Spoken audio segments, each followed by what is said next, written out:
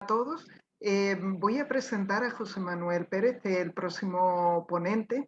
Es para mí un placer presentarlo. Es el supervisor del grupo de agrobiotecnología de nuestro instituto y es el responsable de nuestra parte del proyecto de fitosanitarios por biotecnología. Pero no solamente hace eso, sino que está desarrollando nuevos sistemas de diagnóstico. Y su charla de hoy va precisamente a tratar de los sistemas de diagnóstico que se pueden emplear en agricultura. Cuando quieras, José.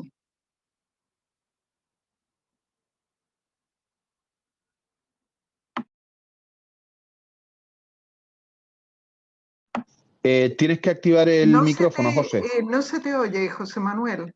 Es que Hay creo que lo tienes activar el desactivado. micrófono. ¿Ahora? Ahora. Ahora sí. Bueno, nada, buenas tardes y gracias a Alicia por la presentación. Y nada, felicitar también al resto de ponentes que han hecho la presentación anterior, que también está muy interesante. Y bueno, voy a poner mi parte, a ver si puedo compartir la pantalla. A ver. He dado aquí.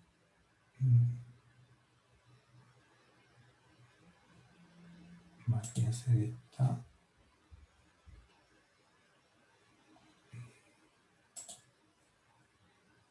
Por aquí creo que era en avanzado, ¿no? ¿Dónde estaba esto? Aquí. Vale. Voy a poner esto aquí.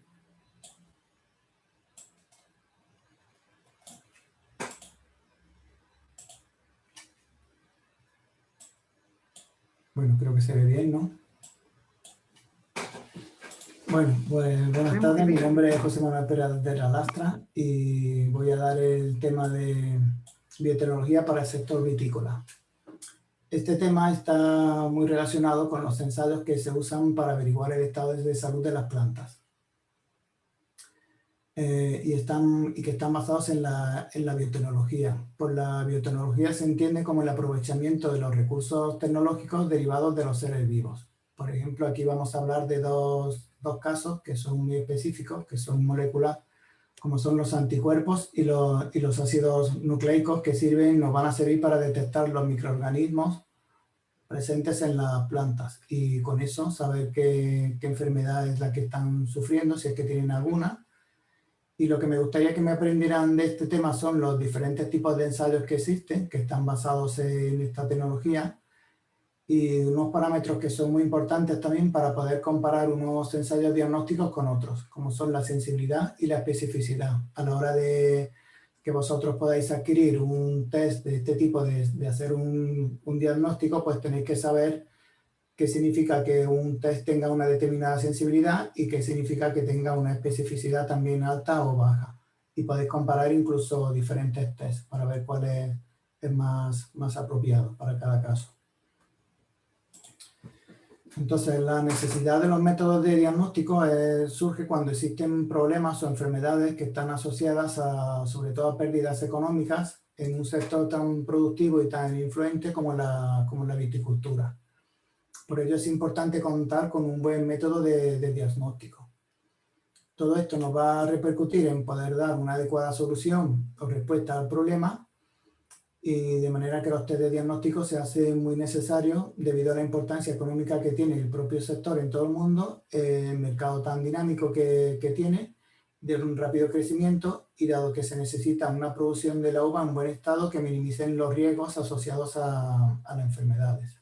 Porque ello va a derivar también en una buena producción del vino y otros productos de valor añadido.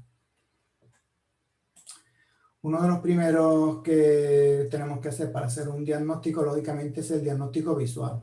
Esto, cuanto más experto sea la persona que lo hace, mucho mejor diagnóstico podrá darnos, pero siempre es bueno empezar por un primer diagnóstico para ver dónde está el problema, el alcance de las lesiones que se observan, y si estas lesiones son indicadoras de algún problema sanitario concreto en los cultivos o bien en los frutos.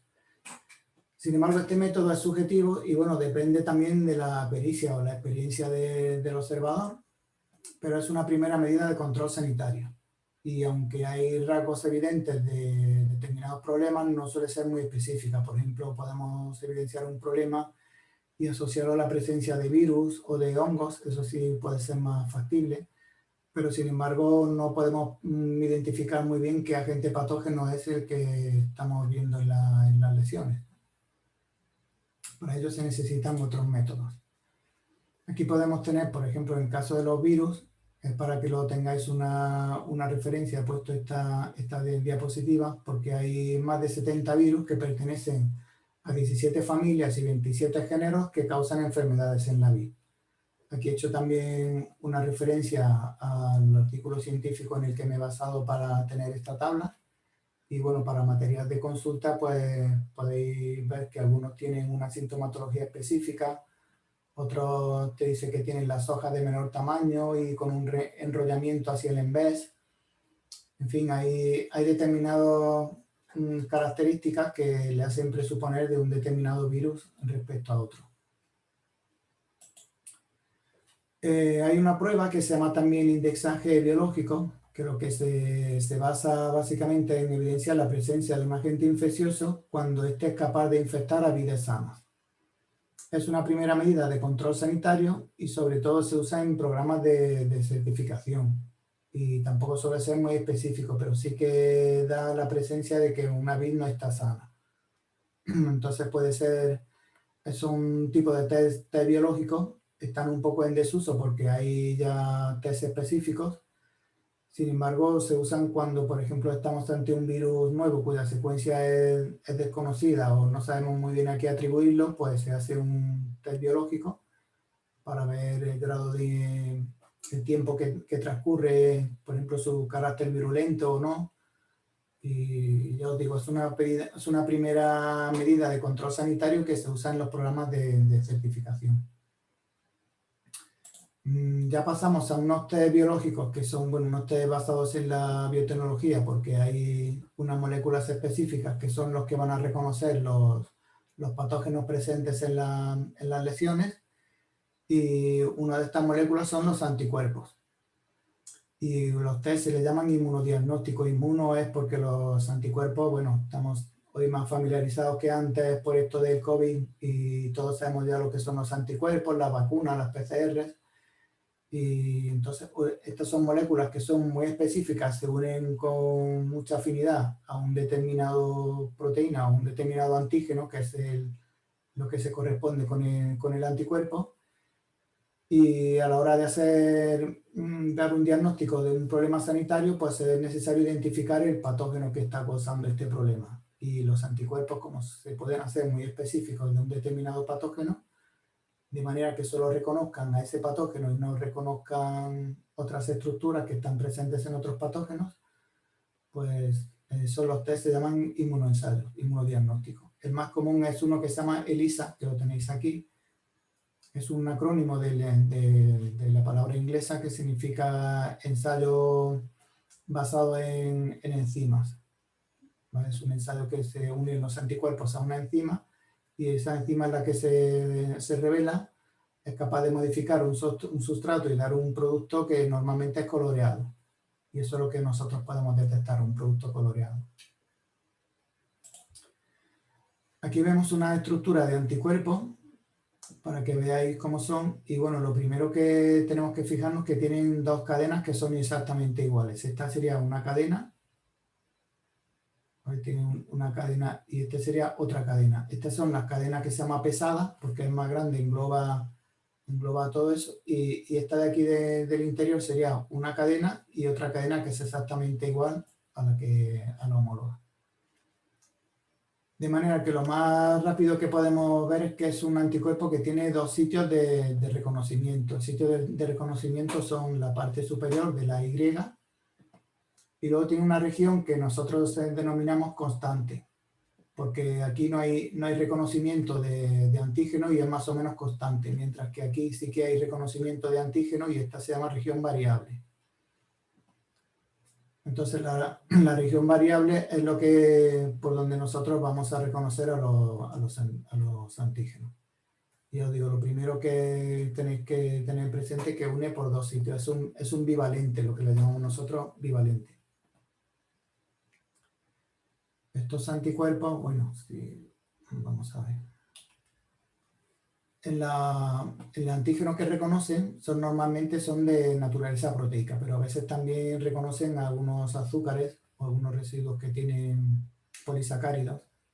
Y normalmente, ya os digo, esto es lo que se genera, bueno, cuando se induce la producción de un anticuerpo, se induce mediante la introducción de un antígeno o de un patógeno. En este caso, si quisiéramos hacer un anticuerpo específico de un patógeno o de una zona concreta de un patógeno, por ejemplo, de un virus, lo introducimos en un animal y estos anticuerpos se purifican de la sangre. Normalmente en las aves puedo deciros que es más fácil la recolección de los anticuerpos de las aves porque se producen en la yema de huevo, que es un tema sobre lo que nosotros estamos trabajando. Pero lo normal es tener a un vertebrado, que los vertebrados son los únicos que producen anticuerpos, y en la sangre de ese vertebrado es donde se produce esa respuesta, y recogiendo el plasma y centrifugándolo, nos quedamos con una fracción proteica. Luego hay columnas de afinidad que se purifica perfectamente estos anticuerpos porque se unen, la región constante es capaz de unirse a una proteína que se llama proteína A o proteína G y se purifican con una alta pureza. Y ya se pueden, pues hay tecnologías para acoplarlos a un fluorocromo, a una reacción, bueno, a una enzima. También se puede marcar a una molécula como la biotina o la estreptavidina. Y bueno, se pueden hacer determinadas maneras de hacer inmunoensayos. El más conocido es cuando se conjuga con la enzima peroxidasa, que ya lo veremos luego.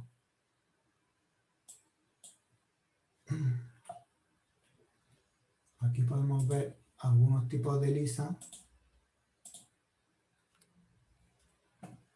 El ELISA es bastante versátil porque, ya os digo, puede usar desde la fosfatasa alcalina, que es una enzima, la peroxidasa, que suele ser de rábano. Y por ejemplo, la enzima peroxidasa tiene varios sustratos. Uno de ellos es un compuesto que se llama tretametilbencidina, que es el TMB. Otro puede ser ABTS y otro de los más conocidos es el OPD.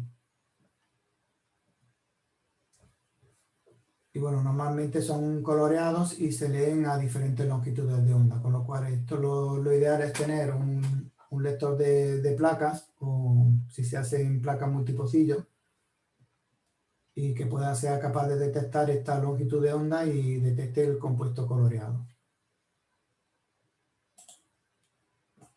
Los parámetros que nosotros necesitamos tener aquí presentes cuando hablamos de un anticuerpo, por ejemplo, a la hora de que vosotros tengáis que decidiros en comprar un anticuerpo de una casa comercial o de otra para detectar un determinado virus o un determinado patógeno, pues podéis daros con el caso, podéis encontraros que tenéis unos anticuerpos que vende una casa comercial y que os dice si tiene una avidez determinada o una capacidad de reactividad cruzada.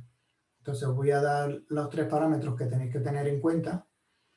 Uno de ellos es la afinidad, que cuando se habla de afinidad es la fuerza, por decirlo así, con la que el anticuerpo se une a su antígeno. Pero el anticuerpo no se une a su antígeno y se queda siempre pegado, sino que eso hay un equilibrio, el anticuerpo se une y se separa muchas veces. Es un equilibrio. Lo único que pasa es que cuando esa fuerza de interacción es más fuerte, pues van a permanecer más tiempo unidos ese anticuerpo al antígeno.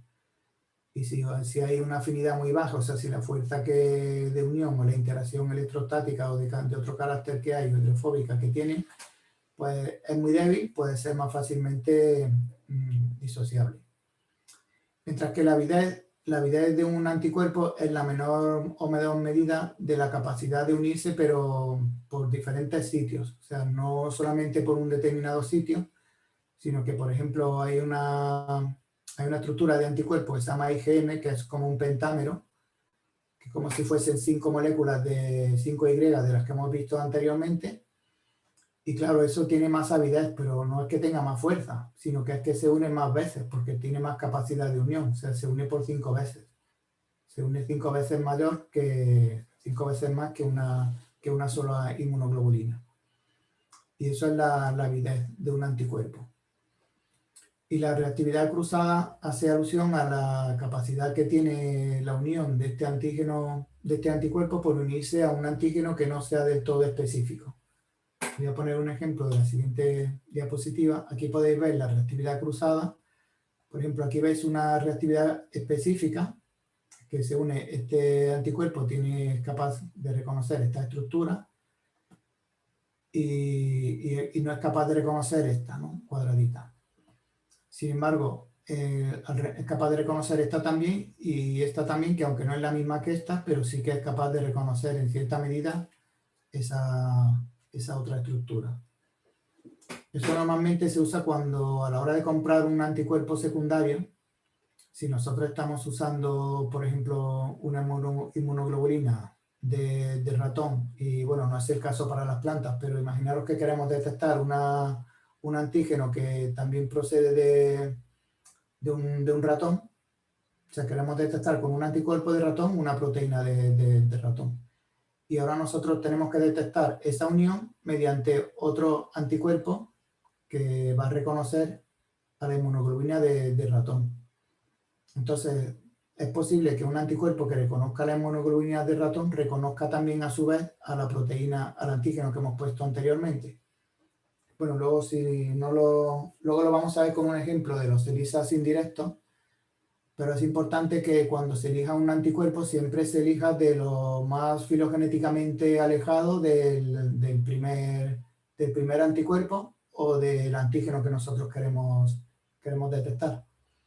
Aquí no hay problema porque para vegetal no hay anticuerpos, entonces no hay, pero bueno, es posible que se encuentre alguna reactividad cruzada entre un microorganismo y otro, y mientras más alejados filogenéticamente tengáis los anticuerpos, mucho mejor. Luego ahí que os quería hacer entender también que la reacción antígeno-anticuerpo no es estequiométrica. ¿Esto qué quiere decir? Que no es como la química, que dos moléculas de hidrógeno se unen con una de oxígeno para formar agua, sino que aquí no hay cantidades equimolares. La reacción antígeno-anticuerpo, a pesar de que hemos dicho que tiene la estructura de IgY y que es un bivalente, no podemos asegurar al 100% que cada molécula de anticuerpo una a dos antígenos por separado o que o sea capaz de unir a un solo antígeno. De manera que cuando nosotros ponemos en contacto una cantidad constante o variable de un anticuerpo y le hacemos variar respecto a la cantidad que hemos puesto de su antígeno, pues nos vamos a encontrar en que en un principio aquí no hay, bueno, hay una mayor cantidad de anticuerpos y aquí se va a encontrar el antígeno y el anticuerpo en una zona que es visible a través de un gel y se le llama precipitado, o sea, porque es visible. Se puede ver en un gel cuando el antígeno y el anticuerpo están en grandes cantidades, se puede ver que esa unión genera un precipitado. Y ese margen de solubilidad de formar el precipitado se le llama zona de equivalencia. Por debajo de esa zona de equivalencia habría un exceso de anticuerpos y por encima de esa zona de equivalencia un exceso de antígeno. De manera que, bueno, esto es lo que produce, aquí hemos hecho otra figura básicamente del mismo concepto. Y lo que quería aquí dejar claro es que hay una técnica para cuando a la hora de que se compra un anticuerpo normalmente viene en una determinada concentración y eso no quiere decir que venga la concentración óptima de vuestro ensayo, sino que lo más seguro es que venga siempre a una determinada concentración y vosotros tengáis que titular, que se llama así titular, esos anticuerpos, es decir, hacer diluciones seriadas de ese anticuerpo para encontrar la cantidad mínima o la cantidad justa necesaria para encontrar esa zona de equivalencia o ser capaz de detectar el antígeno sobre el que estáis trabajando.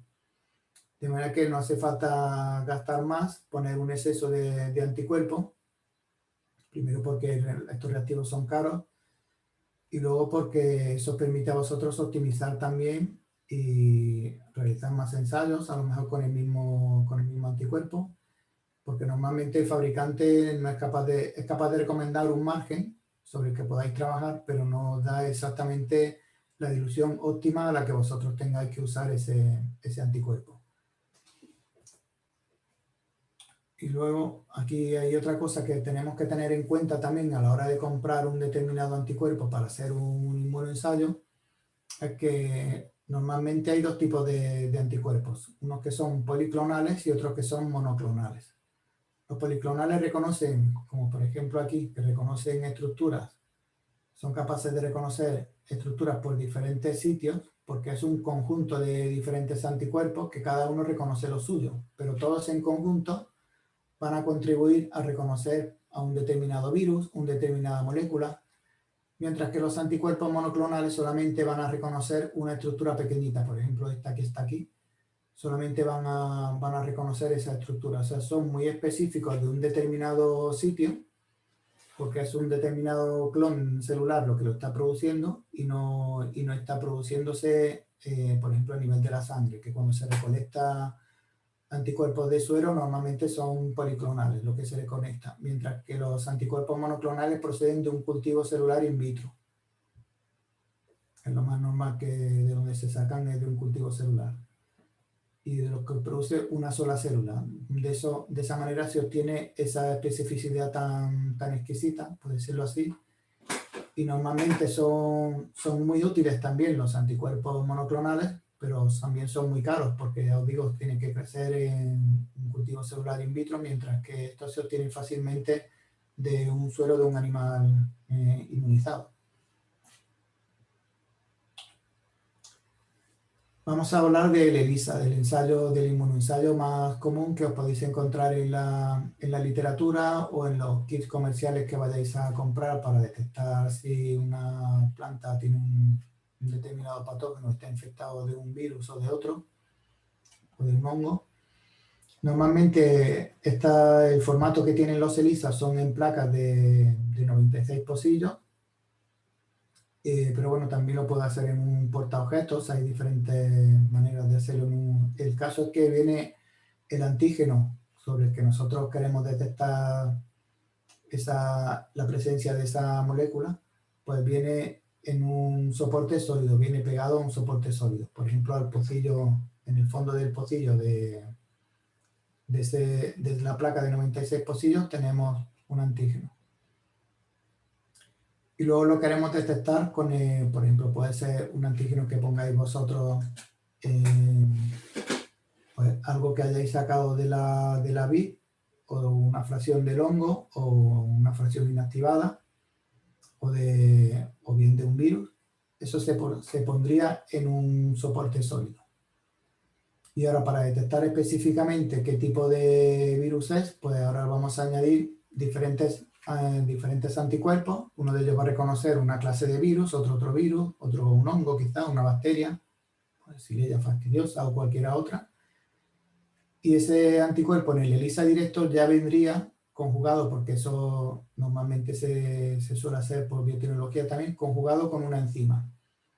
Y esta enzima va a dar lugar, cuando en presencia de su sustrato, va a dar lugar a un producto. Y ese producto normalmente es un cromógeno, o sea, un producto que es coloreado y se puede detectar en un lector de placas. Eso ocurriría en el ELISA directo. En el ELISA indirecto, básicamente es parecido, se une un anticuerpo primario que ya os vendría con lo que vosotros habéis comprado, pero en este caso no viene marcado. Y luego lo que viene, otro botito que viene otro anticuerpo, que hay que añadir un paso más, porque esto sería cuando se une el antígeno, se lava, después se incuba con el anticuerpo, normalmente 1 hora, se lava la placa para retirar el exceso de anticuerpo primario, que se le llama primario, y se incuba con el secundario. Al incubar con el secundario, este sí que reconoce, es un anticuerpo que no reconoce el antígeno, sino que reconoce al anticuerpo primario. Es un antisuero, por ejemplo, de un animal que se haya inoculado con una inmunoglobulina de ratón. Por ejemplo, imaginaros que a una cabra se le introduce una inmunoglobulina de un anticuerpo de ratón y la cabra genera un anticuerpo, o sea, en su sangre, un antisuero que tiene anticuerpos antiinmunoglobulina de ratón. Y ahora a esos anticuerpos purificados se le conjuga una enzima para que produzca una reacción enzimática. De manera que cuando al final se revela, lo que nos da la presencia es, nosotros no estamos evidenciando directamente el antígeno, sino es la presencia de estos anticuerpos, de los anticuerpos que se han unido. ¿Qué ventaja tiene el ELISA indirecto frente al directo? Bueno, tiene la desventaja de que hay que hacer un paso más, es un poco más lento porque a lo mejor dura 1 hora más o así, el tiempo de incubación con otro anticuerpo más, pero tiene la ventaja de que esta señal se amplifica mucho, porque no es lo mismo unir un anticuerpo aquí y que nosotros detectamos esta unión que cuando hemos detectado esta unión, porque por cada molécula de anticuerpo secundario puede haber muchos anticuerpos primarios unidos. De manera que la reacción enzimática se amplifica mucho. Y es una ventaja también. Cuando se quiere detectar algo que está en poquita cantidad, casi es mejor hacerlo por un ELISA indirecto. Bueno, aquí tenéis las ventajas también. También uno de los problemas de lo que habíamos hablado antes es que cuando este anticuerpo puede reconocer estructuras que estén presentes aquí, no es bueno porque sería lo que hemos hablado antes, la reactividad cruzada. O sea, para eso este anticuerpo se elige lo más filogenéticamente alejado de lo que nosotros estamos tratando aquí. Pero bueno, para el caso nuestro de 2 reinos diferentes no hay que tenerlo muy en consideración.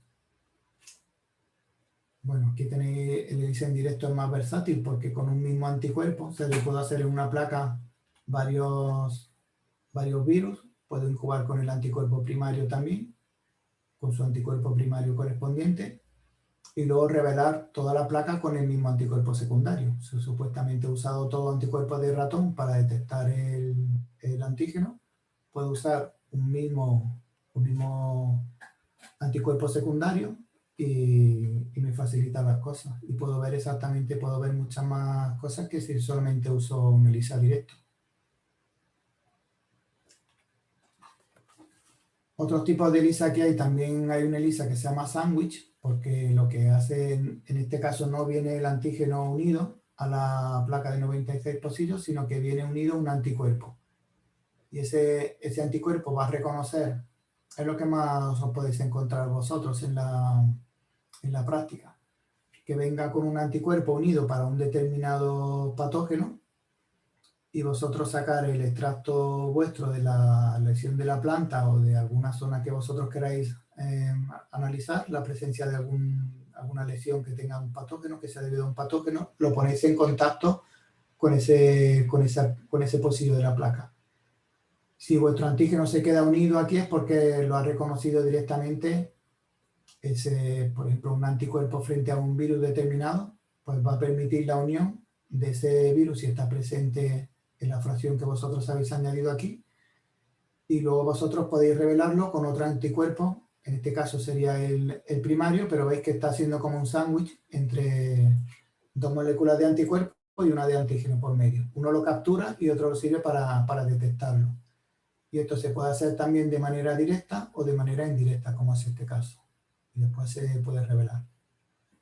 Y luego hay ensayos que se llaman competición, y lo que se hace que cuando hay un determinado antígeno que es conocido, nosotros podemos añadir cantidades que nosotros podemos controlar de ese mismo antígeno, pero ya marcados de alguna manera, traceados, para que nos dé un sustrato coloreado, un determinado color. Entonces lo que hacemos es desplazar la unión del antígeno sin marcar, por decirlo así, con el antígeno que se ha marcado. Y nos da idea de cuánto, es más que nada para cuantificar, para poder cuantificar cuánto antígeno hay en nuestra muestra, se usaría un ensayo de competición. Vamos a hablar un poco de los ensayos moleculares. Los ensayos moleculares usan otra molécula, que en este caso no son anticuerpos, sino basados en los ácidos nucleicos. Por ejemplo, para detectar los virus son muy útiles. Tienen también una mayor sensibilidad en comparación con las técnicas serológicas y también tienen una especificidad muy alta, como vamos a ver ahora, porque se basan en la capacidad de que los ácidos nucleicos tienen una cadena doble, como podemos ver aquí. Entonces, si nosotros separamos estas dos cadenas, por ejemplo, aumentando la temperatura de la solución donde está esa cadena, y nosotros la volvemos a enfriar, se va a unir otra vez específicamente de la misma manera que estaba antes. O sea, eso nosotros le llamamos desnaturalización a la separación de las dos cadenas o las dos hebras de ADN, y a renaturalización o hibridación a volver a untarse otra vez las cadenas con las bases apareadas. Las bases son la adenina, guanina, citosina y timidina. Bueno, y uracilo solamente en el ARN. Entonces, eso nos da también una especificidad muy alta, lo mismo que ocurre con el anticuerpo y con el antígeno. Pero en este caso, depende de las copias que se tengan de ADN, es mucho más sensible que los ensayos inmunológicos o inmunoenzimáticos.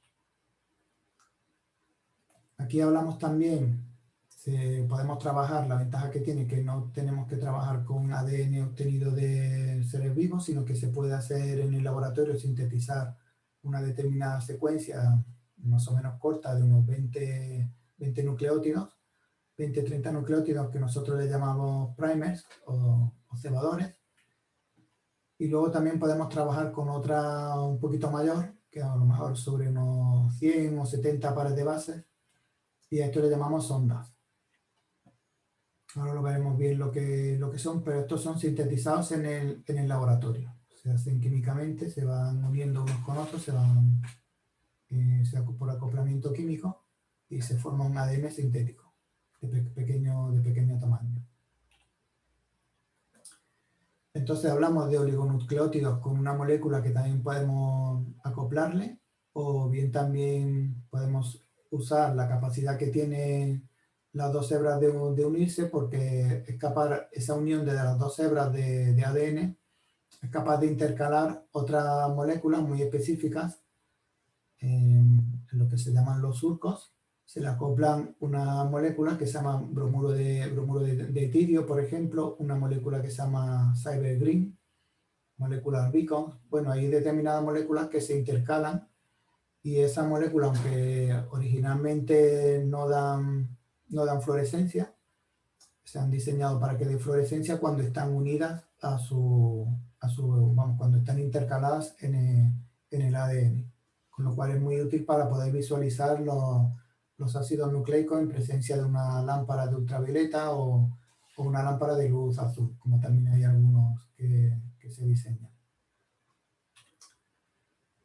Vamos a hablar de la PCR, que es lo más conocido también y lo que se usa hoy en día para detectar el coronavirus, que estáis todos familiarizados con esta tecnología. Y lo que se hace aquí es que se separan cuando uno tiene un ácido nucleico de un tejido para ver si tiene la presencia o no de determinada secuencia. Pues se usan lo que hemos llamado aquí sondas, o bien se suele amplificar con primers. Aquí vamos a ver la amplificación con primers, es la PCR, pero también veremos luego otro tipo de PCR que usa sondas. Entonces, estos primers son oligonucleótidos muy pequeñitos, de pequeño tamaño, pero que se unen específicamente a unas regiones concretas del ADN que nosotros queremos detectar. Imaginaos que queremos detectar un virus y tenemos aquí un oligonucleótido que se une a esta hebra y otro oligonucleótido que es complementario a esta cadena de aquí. Y ahora lo que hacemos es una síntesis en el laboratorio, una síntesis de ADN, colocando nucleótidos. Estos nucleótidos que estarían aquí, que se van incorporando como estos palitos que vemos coloreados. Y eso se hace porque nosotros para separar las dos cadenas se aumenta la temperatura, introducimos calor. Al bajar la temperatura, que aquí podemos ver un ciclo, a ver si lo podemos ver por aquí. Aquí podemos ver un ciclo, como sería la temperatura con respecto al tiempo. Pues inicialmente Subimos la temperatura para desnaturalizar las dos hebras, bajamos la temperatura para que se unan específicamente los oligonucleótidos que estarían aquí. Bueno, aquí sería fase de unión, algunos que todavía no se han unido.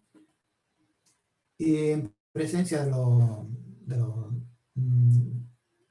nucleótidos, pues lo que hacemos es que ocurre la síntesis a una determinada temperatura. Normalmente son 72 grados.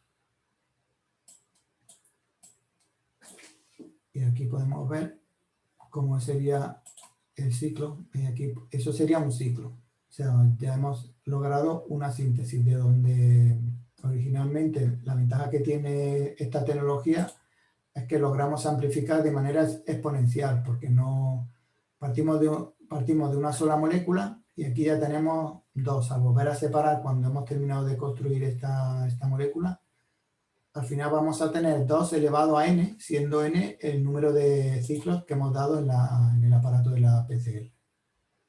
O sea, la amplificación es muchísimas. De cada hebra de DNA, imaginaros, pues normalmente una PCR consta de unos 25, 30 ciclos. Pues si la eficiencia de la PCR sería 2 moléculas en cada ciclo, sería 2 elevado a 25. Ese sería multiplicado por el número de cadenas iniciales que tenemos en nuestro aislado o en nuestra muestra de virus. Tiene la ventaja de estos ensayos de que permiten obtener los resultados en un periodo muy rápido. Bueno, más o menos es rápido, pero luego hay que también visualizar este ADN que se ha formado. Eso es mucho más sensible y específico para detectar los patógenos. Y luego también tenemos una desventaja de que la PCR, claro, requiere de un conocimiento previo del patógeno que nosotros queremos estudiar, porque requiere conocer su ADN, o requiere que parte de su ADN al menos esté secuenciado. Y luego también se da el caso de que la PCR y algunos ensayos moleculares son más costosos y requieren de un aparato en concreto. Bueno, hoy en día hay enzimas que funcionan a temperatura ambiente que no requieren de estos aparatos, pero bueno, son lo más normal, lo más convencional, requieren un aparato de PCR. Y a veces también tenemos el problema de que el no detectar este patógeno a veces se nos podría escapar, porque el tipo de muestra que nosotros tenemos que poner es muy pequeñita y a lo mejor en esa muestra resulta que no puede estar muy representado. Si hay poquito virus en esa muestra o está en una fase inicial, a lo mejor no se detecta tan fácil. Incluso, bueno, la capacidad de detección es muy alta, pero ya os digo, depende de la muestra también. Y a veces los virus no se encuentran uniformemente en la planta. Bueno, aquí son más definiciones un poco de los ácidos nucleicos. Vamos a hablar de esto, ya lo he explicado un poco. Requiere eso, la que tenga el genoma secuenciado. Y luego también, aparte del aparato que tengamos de PCR, se requiere también de un dispositivo que nos permita poder visualizarlo, si hemos amplificado ADN o no. Porque después de producido la reacción en el tubito, necesitamos saber si ahí hay ADN o no. Eso normalmente se suele hacer por electroforesis. Electroforesis se coloca en un gel de agarosa, normalmente la muestra, y es lo que hemos visto aquí al principio. Así voy aquí. Esto es un gel de agarosa iluminado por luz azul, donde aquí se ha aplicado una corriente eléctrica, y esa corriente eléctrica por los grupos fosfato que tiene la cadena de ácido nucleico migran hacia el cátodo, hacia el polo positivo. Y entonces lo que nosotros migran y se separan por su tamaño. Los de mayor tamaño se quedarían más arriba y los que tienen menor tamaño migran más rápido. Al final del proceso todo esto se incuba con un agente intercalante de los que he explicado antes y podemos visualizarlo en un gel. Y podemos visualizar varios tamaños también, que eso también nos da idea de si tenemos un determinado virus o queremos secuenciar o queremos identificar alguna parte de ese virus, pues lo Podemos ver también por su tamaño, si realmente la PCR que se ha obtenido es específica o no. Entonces, volviendo un poco, hay que tener en cuenta también el concepto de la especificidad, que es la generación de un único producto de amplificación en la PCR, o sea, que es específico de un determinado virus y no de otro. Hay PCRs que a lo mejor interesa conocer si un determinado patógeno es de un determinado género, no es, por ejemplo, de un género de virus, no de un virus en concreto, sino de un virus. Por ejemplo, que algún género mayoritario de virus o de algún hongo, y no es específico de un determinado patógeno, sino más amplio. Eso también es muy útil conocerlo. La eficiencia también es importante que tenga una eficiencia alta. Eso normalmente lo da la enzima que se llama polimerasa, que es la que realmente hace la síntesis del ADN en el tubo. La fidelidad, en este caso, es importante o no, depende de lo que nosotros vayamos a hacer con este ADN. Es más importante o no, es como el número de errores que comete la DNA polimerasa cuando copia. En nuestro caso, para un valor diagnóstico no tendría mucho sentido que la PCR sea con una fidelidad muy alta. Y luego la sensibilidad quiere decir que el número mínimo de copias de ADN que se necesita para obtener un determinado número de amplicón o de una amplificación significativa para que nosotros podamos detectarla. Aquí hemos puesto un ejemplo de cómo se construye un gel de agarosa. La agarosa es un compuesto sólido que se diluye en un buffer y al diluirla en ese buffer se calienta, normalmente en el microondas, y lo que hacemos después es, una vez que esté el líquido caliente, lo dejamos enfriar en el molde. En el molde como si fuese un pastel, pero aquí tiene un peine donde vamos a tener los pocillos donde se van a ir introduciendo las muestras. Las muestras se introducen con un colorante para poder visualizar cómo se va sucediendo esa electroforesis.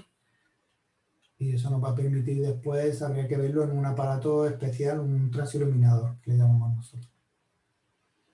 Aquí hay otra tecnología que se llama PCR de tiempo real.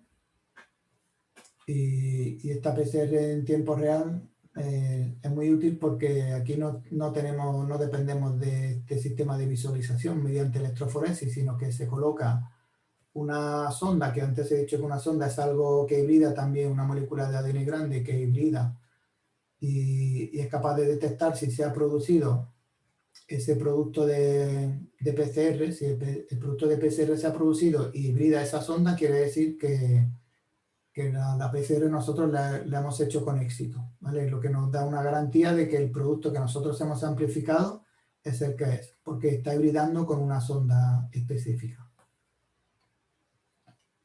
No quisiera entrar en más detalle porque tampoco es necesario, pero hay técnicas, hay kits que ya vienen para el diagnóstico mediante PCR en tiempo real. Y yo digo, la facilidad que tiene es que nos permite no depender de ese sistema de visualización del ADN.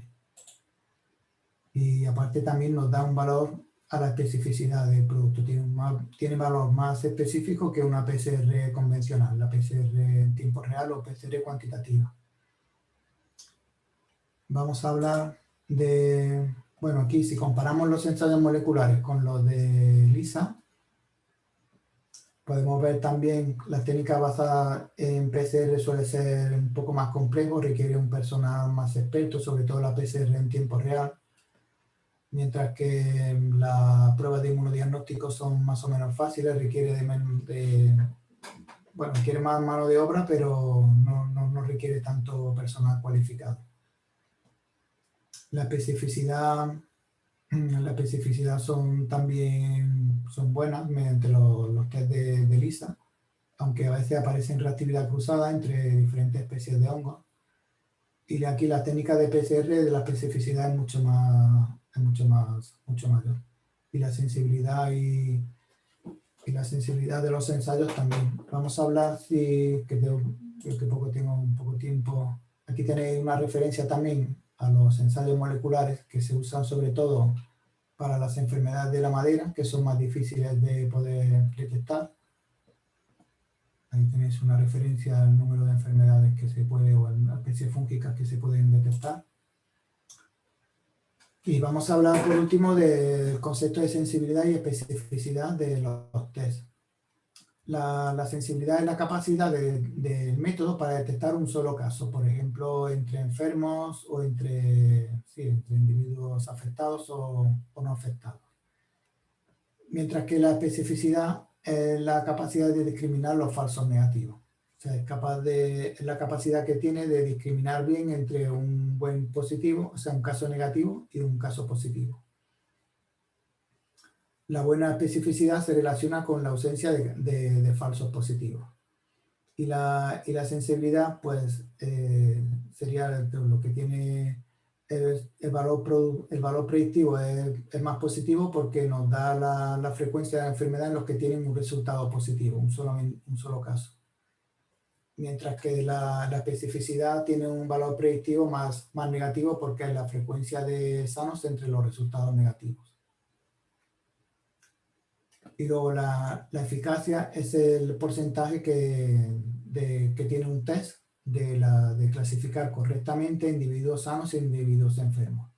¿Qué pasa con esto? Que nosotros tenemos que tener una certeza a la hora de dar este valor de un test, tenemos que tener nosotros la certeza o tenemos que ponerlo adrede, individuos o hongos o patógenos o moléculas, nosotros lo que tengamos que ser capaces de detectar entre enfermos o sanos, o entre positivos, falsos negativos, todo eso lo tenemos que tener controlado y a la hora de evaluar la eficacia de un test. Aquí, vamos a ver aquí. Bueno, aquí tenemos, estos son, ya digo, estos solamente para test que establecen una dicotomía entre las dos cosas, entre positivo y negativo, entre enfermo y sano. Si nosotros tuviésemos un rango continuo de valores que no se discriminase entre dos cosas, pues no podríamos hablar de sensibilidad y especificidad. Y por último voy a hablar aquí que hay, bueno, cuando nosotros hacemos un ensayo, tenemos siempre un compromiso entre la mayor sensibilidad de un ensayo inmunológico de PCR y la especificidad. De manera que siempre va a haber un caso, una pequeña parte que va a haber de falsos positivos y otro de falsos negativos. Y el punto de corte para ayudar a donde se discrimina, es decir, por encima de 0,4, por ejemplo, pues considero que esos son positivos, del valor que nos dé del producto coloreado. Pues eso se hace por unos análisis que se llaman curvas de tipo ROC. Que bueno, eso para que sepáis un poco. Y aquí os voy a dar hay una pequeña colección de test comerciales, reactivos y kits comerciales específicos para la vid, para los problemas asociados a la vid, por ejemplo, en este caso de un virus. En este caso también son kits de ensayos de detección basados en ADN molecular. Este otro también, basado en la amplificación de ADN que son de este determinado virus. Este es un ELISA, este es un inmunoensayo que viene con los reactivos, normalmente el anticuerpo primario y el secundario viene en sustrato, si es directo. De estas casas comerciales podéis ojearlas y mirar todos los test que hay disponibles para patógenos de plantas. Aquí, por ejemplo, tenéis también para el virus de la hoja enrollada, o así se llamaría en inglés.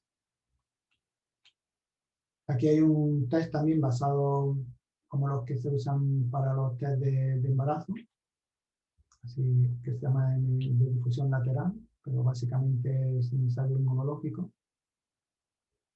Y aquí en esta casa, en AgriAnalysis, tienen también bastantes test disponibles para determinadas enfermedades de la vida.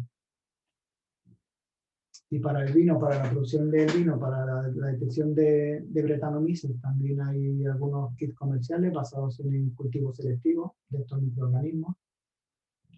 Aquí este se basa, por ejemplo, en ensayos de PCR. Este otro también se basa en basado de PCR cuantitativa o PCR en tiempo real, pues qPCR. Aquí también viene con un aparato incluso específico para cuantificar cuánto Brettanomyces tienes en tu vino, para darle ese carácter o no, detectar la cantidad que tiene. Luego hay unos reactivos específicos para diferenciar entre Pediococcus y Lactobacillus, porque morfológicamente son muy parecidos. Y siempre es bueno saber cuál es el que tiene más o no, porque uno de ellos produce una determinada amina y el otro no. Entonces siempre aquí también para el Brettanomyces, incluso para la cerveza, en este caso no es el caso, pero para determinar la bacteria ácido láctica. Este otro también es parecido a un test de embarazo, pero hay que hacer una PCR previa. Y bueno, también hay incluso secuenciadores que secuencian también la vid o alguna parte de la vid para detectar las diferencias entre determinadas vid o darle un carácter diferenciador, por ejemplo, identificar un terruño o darle un carácter diferenciador a un determinado vino, una determinada vid que dan un vino característico. Y bueno, muchas gracias por su atención, perdonad por el tiempo que me he extendido un poco. Y si hay alguna pregunta, estoy encantado de poder responderla.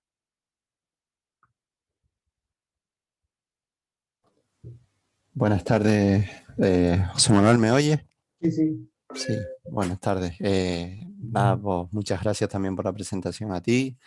Ha habido una pregunta por parte de Moy, que fue la primera que ha quedado respondida durante la presentación, así que no la voy a formular. Él preguntaba sobre los PCR y bueno, pues la hizo pronto, antes de que hubieras comenzado, y después ya la respondiste. Yo le pregunté y me dijo que sí, que la consideraba respondida.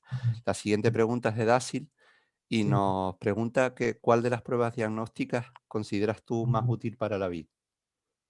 Yo considero la PCR, porque últimamente, bueno, la vid está secuenciada y, bueno, hay microorganismos que también se han secuenciado.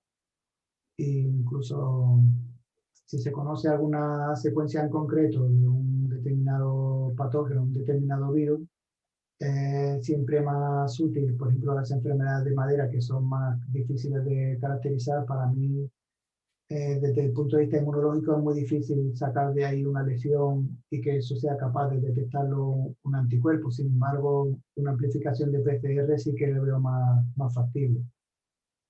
Okay. Yo, si tuviese que elegir alguno, elegiría una tecnología de PCR. Pero bueno, depende. Por ejemplo, para un hongo sí que está muy bien establecido los ELISA. Pero para virus o para enfermedades que sean más difíciles de sacar el producto del patógeno de ahí, sería más útil una PCR. Perfecto. Moy nos pregunta que ¿por qué es tan difícil combatir la Xylella fastidiosa, que la nombraste durante la presentación, cuando combatir una bacteria en la especie humana es tan sencillo? ¿Por qué resulta tan complicado combatirla? Bueno, en realidad la Xylella fastidiosa es un microorganismo que se introduce sistémicamente en la planta, entonces es difícil también de controlar, porque una vez ya introducida en la planta no hay manera no tenemos ningún reactivo específico que pueda atacarla. Y luego hay un vector también, según tengo entendido yo, que hay un insecto o varios insectos que son capaces de, al tener la savia de la planta o de la materia vegetal, capaces de transmitir a los árboles o a las plantas más cercanas. Con lo cual es muy difícil de combatir, por eso, hasta que se dé con un reactivo que sea eficaz, o bien que nosotros sepamos capaces de frenar el virus el vector que hace que la transmisión sea muy alta, pues ese problema, la medida que hay es erradicar si vemos una planta infectada, creo que la medida que hay es erradicar todo lo que hay alrededor no sé, una marea exagerada de kilómetros a la redonda o de metros a la redonda. Vamos, las pérdidas económicas son muy grandes. Perfecto, gracias. Dasil, que antes nos preguntaba cuál era la prueba diagnóstica que considerabas más útil para la vid, ahora nos pregunta si en cuanto al vino hay algún sensor que imite a la lengua de un catador.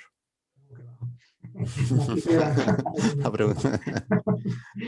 No, todavía no hemos avanzado tanto, pero bueno, lo que hay más accesible, a ver, hoy en día en el INNA tenemos un aparato que se llama resonancia magnética nuclear y lo más parecido que se intenta es buscar una batería de diferentes compuestos, porque estos aparatos son muy sensibles y capaces de detectar multitud de sustancias en una sola muestra.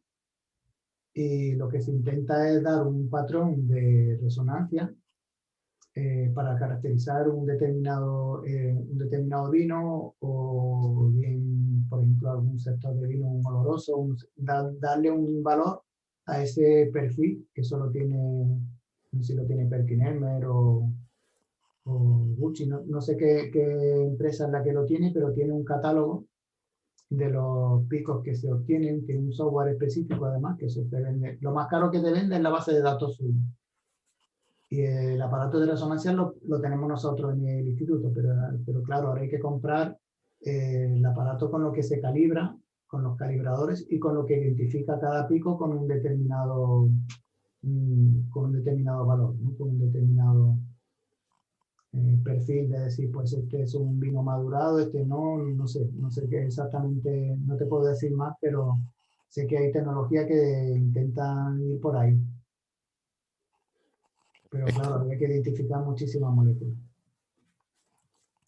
Hay varias personas que están dando las gracias por tu participación y Rosa nos pide que si quieres dejes de compartir la pantalla y así te vemos más en grande para poder tenerte.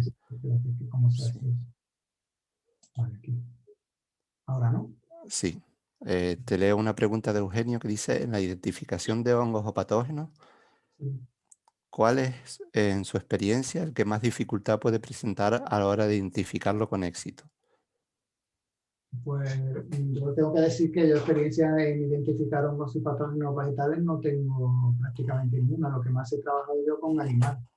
Yo lo siento, pero soy biotecnólogo o me considero biotecnólogo y lo que sí he hecho, pero bueno, lo que nosotros sí que identificamos con kits comerciales, se pueden identificar exactamente bien cualquiera de ellos. O sea, un kit comercial ya viene validado con un control de calidad hecho en un laboratorio fabricante.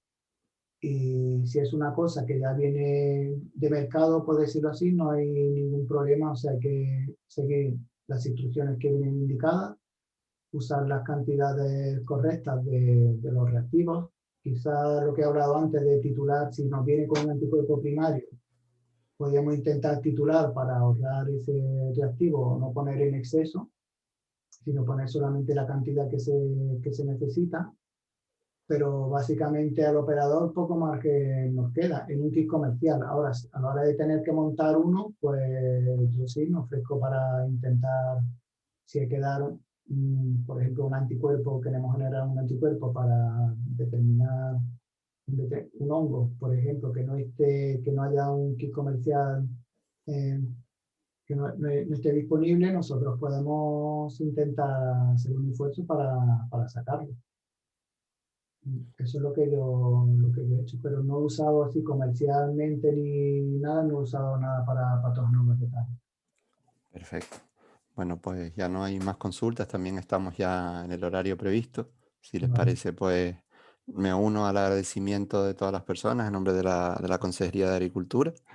Y bueno, pues agradecer a los ponentes, sobre todo, pues el esfuerzo que han hecho por estar esta tarde con nosotros. Y también pues, a todas las personas a animarlos a mañana a continuar con las sesiones del último día. Muchísimas gracias. Gracias, Ricardo.